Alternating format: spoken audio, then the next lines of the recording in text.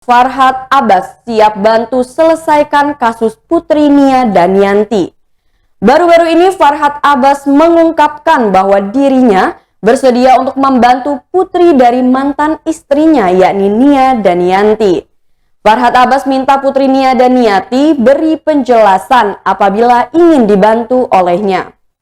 Putri Nia Daniyanti, Olivia Natania, dilaporkan atas dugaan penipuan berkedok penerimaan CPNS. Lantas mantan suami Nia Daniyanti, Farhad Abbas, mengaku telah didatangi penyanyi senior itu. Farhad Abbas mengungkapkan, Nia Daniyanti meminta bantuannya untuk kasus Olivia. Meski begitu, ia belum tahu maksud bantuan yang diminta oleh Nia, apakah berupa hukum atau dana. Lantaran Olivia didesak untuk mengembalikan uang orang-orang yang mengaku sebagai korban penipuan.